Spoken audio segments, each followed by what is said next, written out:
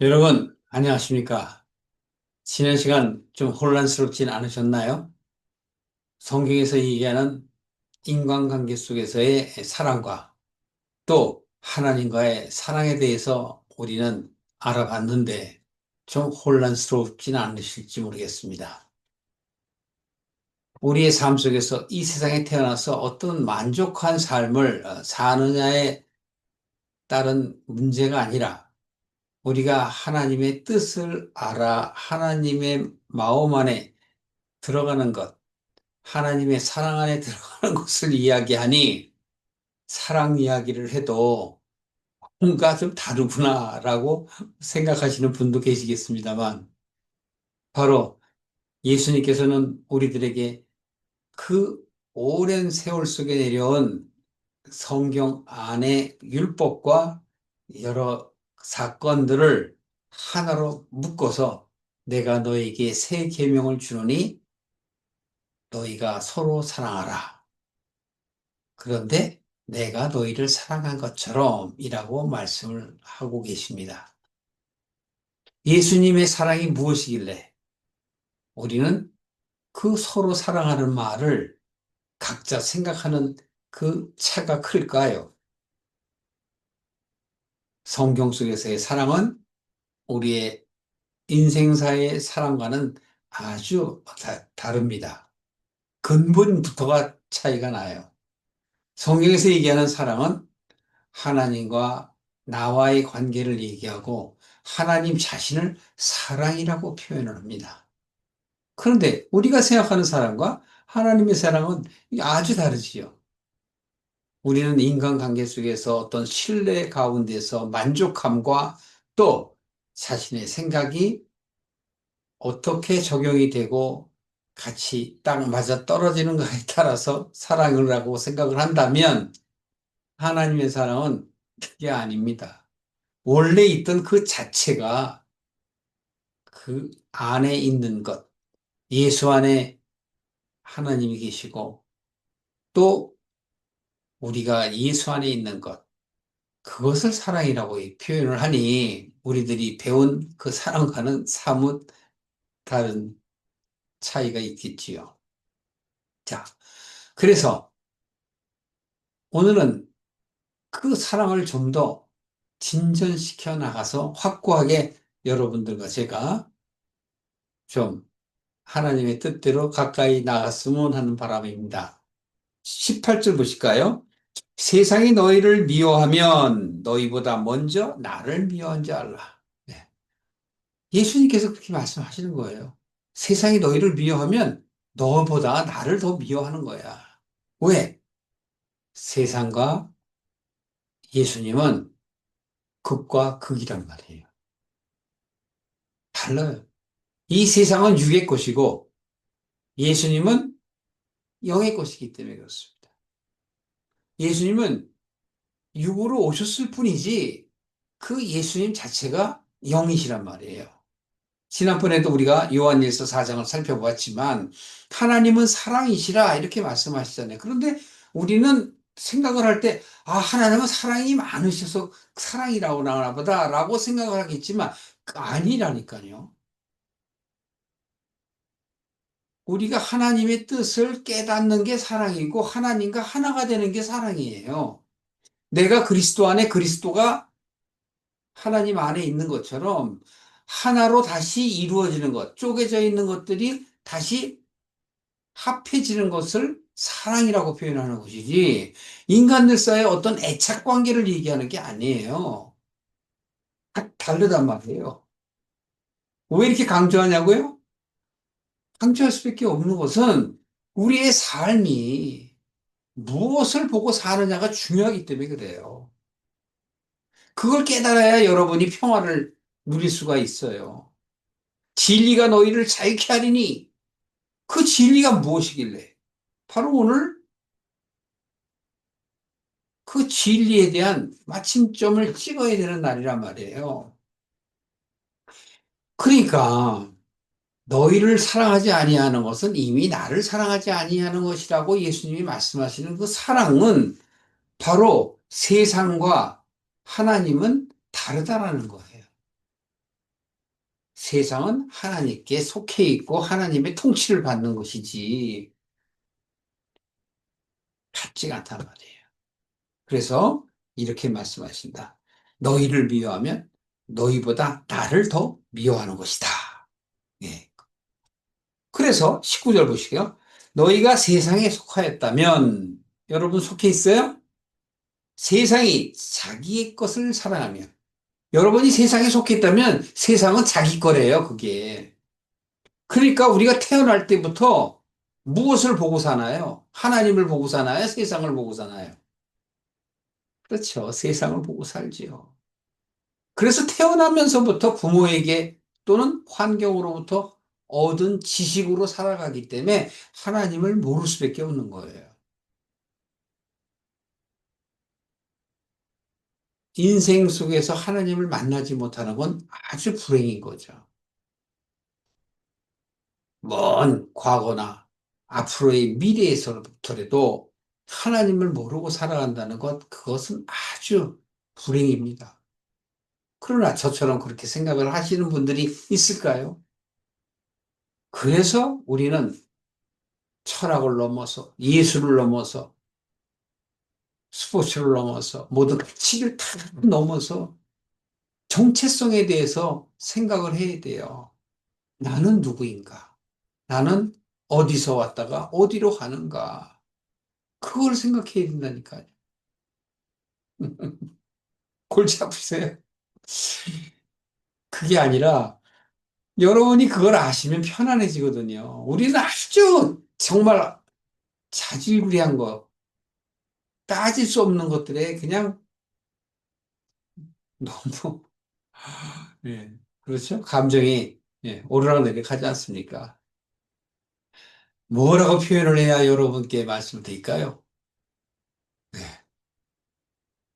진리가 너희를 자유케 하리라 하신 그 말씀 하나로 답이 될까요?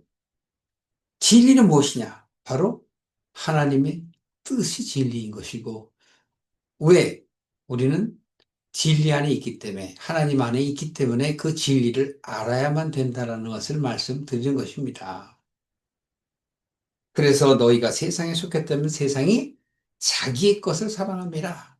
내가 자기 거래요. 세상 거래요. 너희는 세상에 속한 자가 아니요. 이게 바로 우리가 아이덴티티란 말이에요. 너희는 세상에 속한 자가 아니라니까. 여러분이나 저는 세상에 속한 자가 아니에요. 그럼 어디에 속했어요? 예, 하나님께 속해 있죠. 그걸 모르는 게 안타까운 거죠. 너희는 세상에 속한 자가 아니요 도리어 세상에서 나의 택함을 입은 자라. 세상 가운데 있는 여러분 바로 나의 택함을 받은 자라. 누가? 예수님이 그러시잖아요. 또 그렇기 때문에 세상이 너를 미워하는 거다. 너희를 미워하기 전에 나를 더 미워하는 거다. 왜?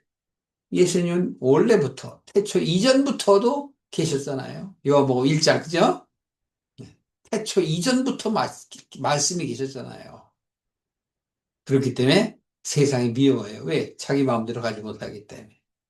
그래서 세상은 정사와 권세자의 것이라고 얘기하시는 하나님의 말씀은 그 속에 속하라는 게 아니고 거기에 감춰져 있는, 즉, 물 속에 깊은 물 가운데 있는 자여, 어둠에 있는 자여, 일어나 깨어라. 물 위로 드러나서 하늘을 바라봐라. 그 얘기지 않습니까? 창세기 내용입니다. 1장에. 자, 20절 보십시오. 내가 너희더러 종이 주인보다 더 크지 못하다 한 말을 기억하라. 기억하라. 어떻게 기억해요? 네. 종은 주인보다 클 수가 없어요. 왜? 지난 시간에도 말씀드렸지만 주인의 뜻을 모르잖아요. 뭘 하라 그러면 왜 이렇게 해야 한다라는 말을 일일이 종한테는 얘기 안 해요. 누구한테 얘기해요? 예, 아들한테는 얘기하죠. 자기가 이해를 시키기 위해서 이래 해서 이렇게 해라라고 아들한테는 얘기하지만 종한테는 얘기 하나에 시키지. 예. 그냥 깨끗이 하라, 밥을 하라. 뭘 해라. 그럼 뭐 그냥 하는 것이지. 뭐 때문에 뭐 해야 돼. 이렇게 일일이 얘기하지 않잖아요. 그래서 사람들이 나를 핍박하였은즉 너희도 핍박할 터이요. 왜? 세상은 나를 핍박한다니까. 세상과 나는 반대이기 때문에 극과 극이기 때문에 자기의 것을 만들어야 하는데 다른 데로 가라고 얘기하니 세상이 볼 때 하나님의 사람들, 하나님께 속한 것들은 다 저주를 할 것이요. 그래서 그들은 예수님을 핍박할 뿐만이 아니라 너희도 핍박할 거라는 걸 얘기하는 거예요. 내 말을 지켰은즉 너희 말도 지킬 터이다. 네. 이거는 미래를 얘기하는 거예요. 예수님께서 이렇게 말씀하시죠. 내가 죽으면 너희는 나보다 더 큰 일을 할 수 있을 것이다. 정말 예수님보다 내가 더 유능해서 어? 더 많은 일을 한다. 그게 아니고 예수님은 한정되어 있는 시간 안에서 30여 세까지만 살다 가셨잖아요. 그러나 그 제자들이나 다른 미래의 사람들은 더 많은 삶을 살기 때문에 깨닫기만 하면 예수님보다 더 깨닫는 말을 전할 수 있는 기회가 있다라는 것을 말씀하는 거예요. 그래서 21절에 그러나 사람들이 내 이름을 인하여 이 모든 일을 너희에게 하리니 이는 나 보내시를 알지 못함이라. 핍박을 받으리라 얘기해요. 지금 예수님이 이 말씀을 할 때는 아주 신경이 좀 인간적인 입장에서 보면 좀 안타까우셨겠죠. 네. 당신은 하나님의 뜻대로, 아버지의 뜻대로 이제 생을 마감하고 아버지께로 가셔야 돼요. 내가 가는 것이 너희들에게 유익하다. 네. 왜? 내가 가야지만, 나는 한정되어 있는 삶이지만, 내가 가야지만 너희들과 영원히 함께할 보혜사 성령을 보내주시기 때문이다. 그래서 내가 가는 것이 옳다. 그런데 우리의 입장에서 보면 안타깝잖아요. 그러나 여러분은 어떻습니까? 오늘날에 그 예수님의 말씀이 맞지 않습니까? 성령님으로 인하여 여러분이나 제가 하나님의 길을 알게 되었고 크리스천이라 외치며 하나님께 나아가고자 하는 삶을 살아가지 않습니까? 그러니 예수님의 말씀이 정말 맞는 거지요. 그래서 이렇게 말씀을 하십니다. 그러나 내 이름으로 인하여 모든 일을 너희에게 한다라는 얘기는 핍박을 받겠다는 얘기예요. 이 세상이 물질적으로 풍요하고 앞으로 AI 시대를 넘어서 우주까지 뭐 여행하는 시대가 뭐 볼 수 있을지 모르겠습니다만 그런 시대가 앞으로 오겠죠. 그런 사람들은 더욱더 하나님을 알 수가 없을 겁니다. 그래서 그 종말의 때는 아무도 모른다, 나도 모른다라고 예수님께서 말씀하시면 그때는 오직 하나님만이 아신다. 그래요. 하나님께서 원하시는 그 계획이 우리가 처음에 15장 1절에서 말씀하셨죠? 농부라고 말씀하셨죠. 거둘 때가 언제인지는 모르죠. 매년 여러분 농부가 거두지 않습니까? 농사를 짓죠? 그러나 그가 생명을 다할 때는 끝이 나잖아요. 마치 그러한 예처럼 하나님이 이제 더 부활자가 없는 시대가 오면 하나님께서 끝내시겠죠. 그 얘기를 하는 겁니다. 그러니까 종말이 언제 올지 그건 여러분이나 저에게 관계 없어요. 네. 그런 거 갖고 뭐 안타까워하실 필요 없습니다. 하나님께서 부르시면 가면 되는 거지요. 어떤 일이 생기는 건 미리 염려할 그게 없습니다. 자, 그러면 좀 더 보시겠습니다. 21절 말미에 보면 그렇게 얘기하죠. 사람들이 내 이름을 인하여 너희들한테 막 그렇게 할 것이다라고 하면서 왜 그렇게 하느냐 하면 나를 보내신 즉 하나님을 알지 못하기 때문이다. 하나님의 뜻을 모르기 때문이다라는 거예요. 모르니까 그렇게 할 수밖에 없죠. 자기들 생각대로, 즉 세상의 생각대로 하는 것이죠. 22절 보십시오. 내가 와서 저희에게 말하지 아니하였다면 죄가 없으려니와 지금은 그 죄를 뭐라 그래요? 핑계할 수 없느니라. 예수님께서 와서 이미 다 끝냈어요. 구약을 끝냈습니다. 구약은 뭐예요? 구약은 하나님을 알라가 구약이에요. 신약은 뭐예요? 하나님을 알라예요. 똑같아요. 그러나 구약에서 계속 하나님께서 말씀하셨던 우리가 바르게 하나님의 뜻에 따라가려면 구약 때에는 율법으로 가는 것으로 착각을 하고 살았어요. 그러나 율법은 지킬 수가 없는 것이기 때문에 우리를 대신할 화목제물이고 속죄제물 대신 예수께서 오셔야만 하나님께 갈 수 있는 것이죠. 하나님과 인간과의 바로 가교 역할을 하시는 분이 와야만 되는 거예요. 그래 그 길로 가는 것이죠. 그래서 진리의 길로 가는 거예요. 예수님이 진리란 말이죠. 그래서 예수님 자신도 스스로 얘기하잖아요. 나는 생명이요 길이요 진리니라 그러잖아요. 예수님 외에는 아버지에게 갈 자가 없다고 그랬지 않습니까? 하나님은 우리를 얼마나 학수고대하고 계세요. 이제나 저제나 저희들이 변할까 안 변하는 사람이 더 많겠습니다만 그래도 하나님은 사랑하시는 거예요. 그 사랑은 뭐예요? 나와 하나가 되는 것. 그것만을 계속 말씀을 하시고 계시지 않습니까? 그래서 그 죄를 핑계할 수 없다는 건 예수님이 끝을 냈다는 거예요. 속죄제물이 되시려고 오셨고 이제 죽음으로 끝내셨기 때문에 더 이상의 구약은 없는 것이고 이제는 예수님의 말씀과 증거하심만을 나타내는 신약만이 있는 거란 말이에요. 그래서 구약은 볼 필요가 없다.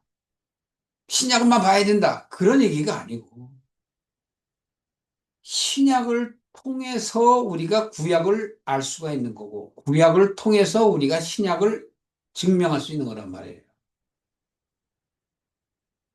그래서 사도 바울도 다른 제자들도 구약을 인용을 하잖아요. 아, 여러분 한번 생각해 보세요. 지난 시간에 잠깐 제가 말씀드렸습니다. 바울이 어떻게 과거는 이름이 사울이죠. 다른 말로 이 바울인데 어떻게 그렇게 바뀌냐 말이에요. 성령이 역사하지 않으면 바뀔 수가 없습니다. 그의 사상이 바뀌게 기록을 해놓은 글이 바로 신약 서신서잖아요. 그 서신서에 일곱 교회들에게 편지를 보내지 않습니까? 일곱 교회가 뭐예요? 영광의 교회, 온전한 교회를 얘기하는 거예요. 물론 에베소 교회, 뭐 갈라디아 교회, 뭐 서머나 교회 여러 일곱 교회가 있지만 구약에 가면은 그 모든 교회를 바로 하나로 통합을 하는 거예요. 교회는 우리라고 그러잖아요. 육안에 보이는 모여있는 교회를 얘기하는 게 아니에요. 회중이 모인다. 그래서 뭐 배우고 가르친다 그래서 교회 그러는데 그거보다는 우리 마음 안에 하나님의 그 아는 뜻을 모아서 온전하게 나아가는 길로 만드는 것, 그걸 교회라고 하는 거예요. 그래서 우리 마음에 하나님을 쫓으려는 마음과 육을 쫓으려는 마음이 있지만 세상에 하나님을 모르는 사람들은 어때요? 그 길로 전혀 알 필요가 없고 고민할 필요가 없죠. 그러니까 세상에 가치를 두고 살아가는 거죠. 그러니까 그 사람들 속에 우리가 맞지 않으면 그 사람들은 단연코 우리와 절교하고 우리를 누르려 압제한단 말이에요. 당연한 겁니다. 그걸 갖고 마음 아파할 필요가 없어요. 예. 왜? 우리는 하나님의 뜻을 아니까. 우리가 심판할 필요는 없죠. 하나님께서 하실 일이고, 그래서 예수님께서도 너희보다 나를 더 미워한다. 이렇게 말씀하시는 거죠. 그래서 이렇게 얘기합니다. 23절입니다. 나를 미워하는 자는 또 내 아버지를 미워하느니라. 예. 그러니까 막 사랑한다, 미워한다 그런 개념이 아니에요. 자, 나를 미워하는 자는 하나님을 미워한다라는 얘기는 나를 모르기 때문에 하나님도 모르겠다. 모를 것이다. 그렇게 단언을 하시면서 또 이렇게 하시죠. 이렇게 내가 아무리 아무도 못한 일을 저희 중에 하지 아니했다면 저에게 죄가 없었으리니와. 예. 예수님을 우리가 보지 못했다면 우리가 죄가 있는 걸 깨닫지 못한다는 거예요, 이게. 아무도 못하는 일을 저희 중에 하지 아니하였다면 예수님께서 이적과 기적과 복음을 전하지 아니하였다면 저희들에게 죄가 없었으려니와 라는 것은 죄를 몰랐으려니와. 지금은 저희가 어떻게 된대? 나와 내 아버지를 보았고 예수님께서 직접 전했잖아요. 이 세상 사람들이 한 번도 하지 못한 그 이적과 기적을 보여줬잖아요. 우리가 어떤 병자는 고칠 수 있을지 모르지만 38년 된 병자를 어떻게 고칩니까? 안진병이를 어떻게 일으키고 뭐 열병이 떠나가는 거 약을 써서 낫게 할 수 있겠지만 죽어가는 문득병자를 어떻게 금방 낫게 하냐고요. 떡 5개, 물고기 2마리 갖고 5천 명이 먹고도 7강주리가 남게, 5강주리가 남게 어떻게 하냔 말이에요. 수천 명이 먹고도 남아요. 어떻게 애가 먹으려고 갖고 온 그 두 개 조그만 떡가루를 말도 안 되지 않습니까? 그러니까 성경을 보면 믿지 않는 사람들은 말도 안 되는 소리다. 터무니없는 말을 만들어서 사람들을 혼돈하게 한다, 유혹하게 한다 이렇게 얘기하잖아요. 그러나 하나님의 사람들은 안 그래요.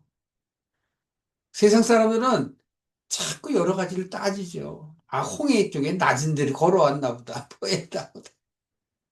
아니, 바위돌 속에서 어떻게 물이 튀어나오냐고요. 있을 수 있습니까? 예수님께서 여러 가지 이적을 보여주신 것은 과거에도 하나님이 너희들에게 보여줬던 그 이적을 내가 너희 눈으로 보게 하여 믿음을 확정하게 하는 거야. 확정하게 하는 거 끝낸 거예요. 그래서 더 이상의 예비는 없습니다. 죄송하지만 우리는 예배라는 이름으로 모여서 하나님의 말씀을 배우는 거고 깨닫지 못한 사람은 깨달은 사람이 전하는 말을 듣고 또 자기가 하나님께 구해서 자기 것으로 만들어야 되는 거지요. 요즘 교회가 정말 하나님이 원하시는 걸까요? 좀 생각해 봐야 됩니다. 세상이 물질적으로 부유해지면 점점 교회를 핍박하는 거예요. 여기 지금 예수님 말씀처럼 되는 겁니다. 그래서 나를 미워하는 자는 아버지를 미워했다. 또 24절에 내가 아무도 못한 일을 저희 중에서 했지 않냐? 만약 그걸 안 했다면 저희들에게 죄가 없었을 수도 있다. 잘 몰랐을 것이다. 또 저희가 나와 내 아버지를 봤으나 또 뭐라 그래? 미워하였도다. 안 받아들인다는 거예요. 세상 사람들은 절대 안 받아들여요. 아무리 교회 가도 안 믿어진다니까요. 앉아 있을 뿐이지. 그러나 이는 저희 율법에 기록된 바, 즉 과거로부터 증명된 바, 저희가 연고 없이 나를 미워했다 한 말을 응하게 하려 함이라. 요 25절 얘기는 예수님이 다윗의 시편을 갖다가 인용해라 쓴 말인데 다윗 시편 35편 19절이에요. 간략하게 설명해 드릴게요. 다윗이 자기가 왕이 되고 싶어서 된 게 아니잖아요. 그 전에 다윗 전에 사울 왕이 됐고 다윗은 사위였었어요. 그러나 사울이 다윗을 시기하여 다윗의 인기가 좋아지고 전쟁에서 승리하고 그러니까 다윗을 치는 거죠. 그래서 왕의 자리에 서지 못하게 하려고 애를 씁니다. 그 가운데 수많은 다윗의 친구들이 변절하지요. 그 변절하여 다윗을 방해하는, 모함하는 또는 방관 또는 모른 체 하는 그런 사람들이 생겨서 다윗이 하나님께 그 심정으로 기도하는 그 장면의 내용이 바로 시편 35편 내용이에요. 그래서 여기서 그게 뭐예요? 저희가 연고 없이라는 건 뭐냐면 나하고의 관계를 끊어버렸다는 거. 여러분, 정말 신앙이 있는 사람, 신앙이 있다 그러면 뭐 잘 모르시니까 정말 하나님의 뜻을 아는 사람들, 그들을 내치는 자, 내치는 자들 있잖아요.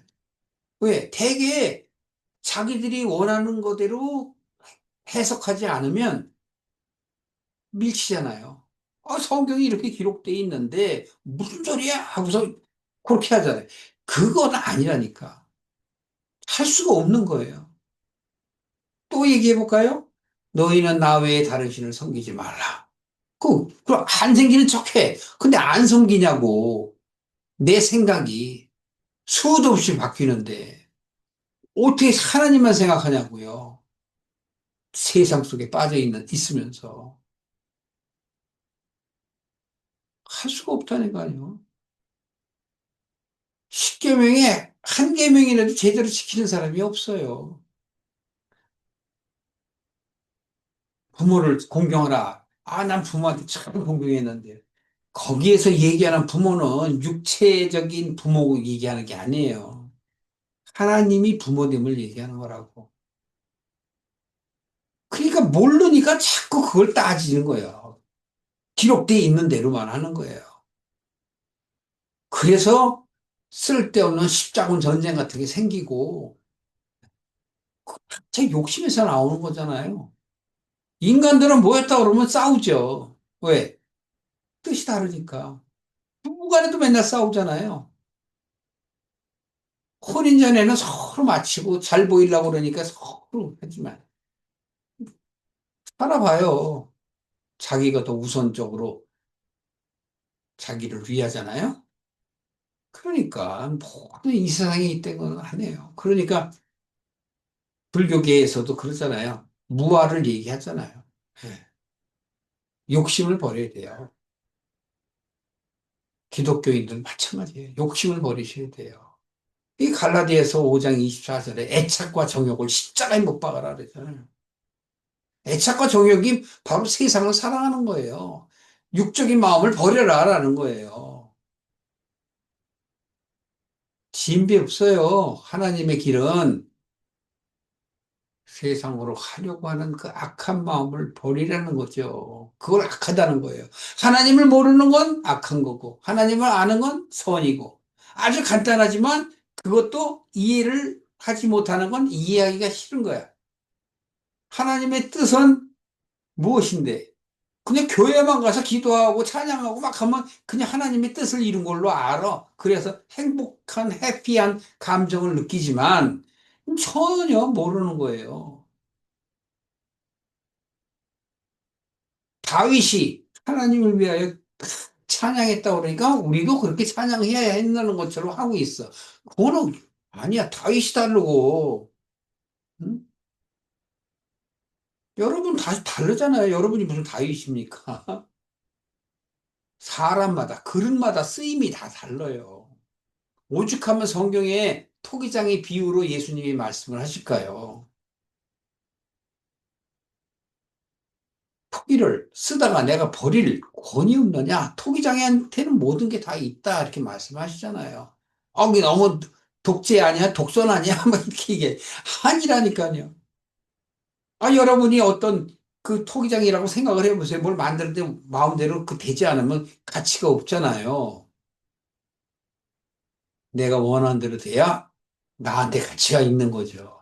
그걸 다른 사람들이 보고 동조하면 그 가치가 공유되어서 그게, 네, 날개를 다는 것이고, 그렇지 않으면 사장되는 거잖아요. 모든 예술, 그래요. 피카소, 누가 그 사람을 그렇게 해요. 많은 사람들이 이렇게 만들어 놓으니까, 네, 공유하고 높이니까, 이게 막 비싸지고 올라가는 것이지. 세상의 일은 세상에게 주고, 하나님의 것은 하나님에게로. 그래서 내가 아무도 못한 일을 저희 중에 했다 하시면서 그러나 25절입니다. 저희 율법에 기록된 바 저희가 연고 없이 나를 미웠다 함을 바로 응하게 하려 함이라 라는 것은 다윗이 온전하게 하나님을 바라보고 살아도 그걸 인정하지 않더라 사람들이. 그런 것처럼 나도 너희들이 쉽게 이해할 수 있다면 나도 다윗처럼 그런 아픔을 겪게 될 거야 라고 말씀하시면서 26절에 내가 아버지께로서 너희에게 보낸 보혜사 곧 보혜사가 뭐예요? 아버지께로 나오시는 진리의 성령 이 성령이 오실 때에 그가 나를 증거하실 것이요. 요한복음 14장 16절에 말씀하셨죠? 네, 내가 아버지께 구하겠으니 아버지께서 내 이름을 증거하실 보혜사 성령을 너희에게 보내시리라. 26절에는 어떻게 했죠? 그 성령께서 바로 우리로 하여금 말씀을 깨닫게 하고 예수님께서 하신 그 말씀 또한 생각나게 하시리라. 그래서 우리로 하여금 온전하게 하리라. 그 얘기를 한 거단 말이에요. 결국은 우리는 하나님을 모르는 게 죄, 즉 하나님의 뜻을 모르는 게 죄고 또 우리를 율법을 알게 하신 것은 복음을 확정 지으시기 위한 미리 우리에게 주신 은혜란 말이에요. 그래서 구약은 바로 예수님을 증거하기 위해 우리에게 주신 역사적 사건들의 집약이고 이제 예수님이 이 땅에 오셔서 모든 걸 다 끝내셨기 때문에 우리가 그 예수님이 오셔서 한 그 행적과 그 깨달은 것을 전하는 그 사도들의 말을 기록해 놓은 그 신약 성경을 우리로 하여금 깨닫게 하시기 위해서 주셨잖아요. 그러니까 우리는 그 성경을 통해서 아버지의 그 말씀을 이해하는 거죠. 옛날에는 우리 몰랐어요. 그럼 한번 맨날 로고스의 말씀이 레마의 말씀이 돼야 됩니다. 이불을 맨날 그렇게 막 목회자들이 얘기하고 또 실질적으로는 자신들도 그런 말을 하지만 레마의 말씀, 즉 나한테 적용이 돼서 내가 하나님의 말씀을 깨달으려면 우선 성경이 얘기하는 거 그대로 보려고만 하지 말고 그건 초신자, 아기 때 하는 거예요. 자라야 돼. 그래서 청년이 되고 아비가 되어야 된단 말이에요. 그래야 믿음이 자꾸 자라나야 육적인 것들을 자꾸 버려놓을 수 있는 그 마음이 생기는 거죠. 그냥 가만히 있다고 생기나요? 교회만 왔다 갔다 하면 절대 믿음이 안 자라요. 그냥 관계지. 그냥 관계라니까요. 릴레이션. 길도 아니야, 그건. 참다운 인도자는 자기 자신이 깨닫지 못하면 기도하고 노력을 해야 돼요. 구해야 돼요. 찾아야 돼요. 두드려야 돼요. 그래야지 소경을 인도할 수 있지. 어린아이들을 성장케 할 수 있지요. 자기도 못하면서 어떻게 합니까? 너희도 처음부터 나와 함께 있었으므로 증거하느니라. 처음부터. 에베소서 2장이나 로마서 8장 제일 나은데 로마서 8장 한번 보세요. 보시고 마치겠습니다. 로마서 8장 27절이에요. 27절 보시면 마음을 감찰하시는 이가 성령의 생각을 아시나니 성령의 생각을 누가 알아요? 하나님께서 아신다는 거죠. 이는 성령이 하나님의 뜻대로 성도를 위하여 간구하십니다. 성령이면 우리를 위해서 간구하셔요. 그래서 보혜사라고. 28절. 우리가 알거니와 하나님을 사랑하는 자, 그 뜻대로 부르심을 입은 자들에게는 모든 것이 합력하여 선을 이루니라.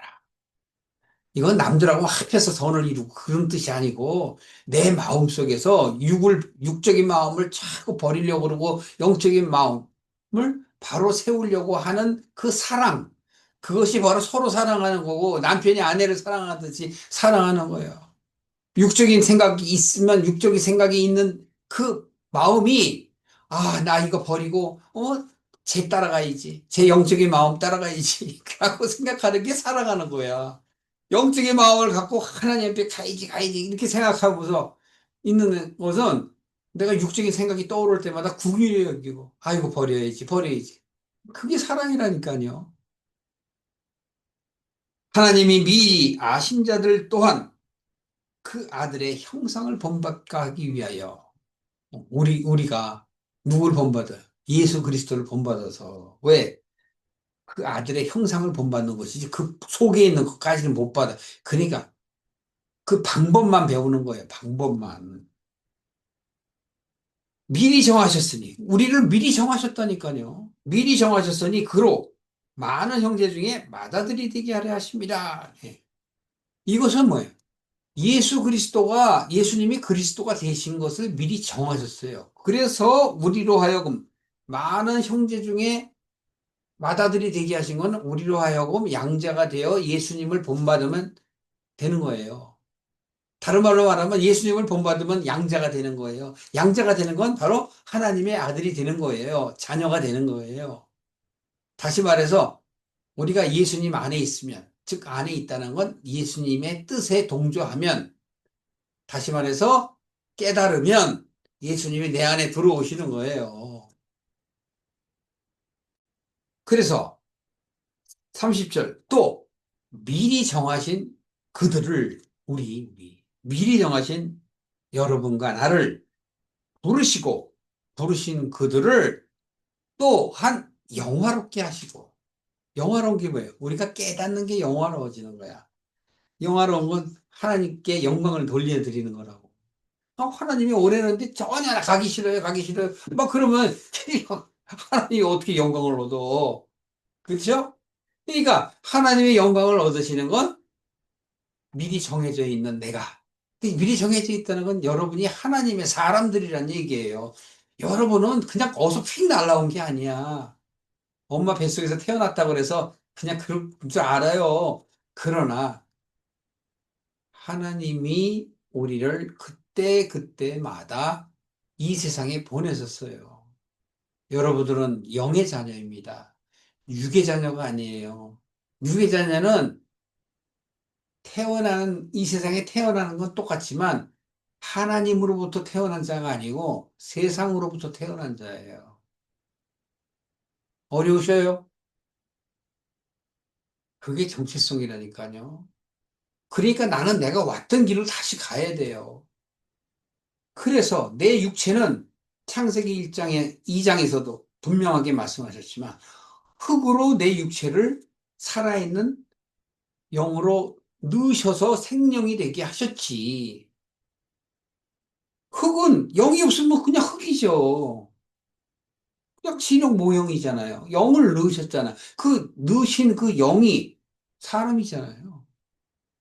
여러분도 저도 그 영이 들어와서 내가 살았잖아요. 그러니까 그 영은 어디 있어요? 하나님께 있죠. 인생 속에서는 내 안에 있죠. 내 안에 영과 혼과 육이 있잖아요. 육은 이렇게 느껴지는 것들. 혼은 나의 사상, 나의 사고를 얘기하는 것이고, 영은 인지는 하지만 깨닫지는 못해요. 영은 하나님의 것이기 때문에 누구도 알 수가 없는 것이죠.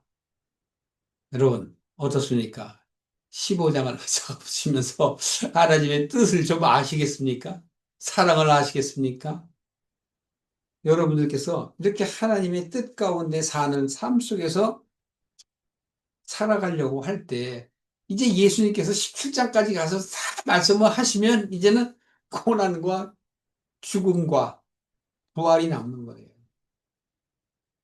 앞으로 이어질 은혜가 여러분과 저에게 계속 이루어져서 하나님 옆에 나아가는 하나님의 사람들이 되시길 주님의 이름으로 축원합니다.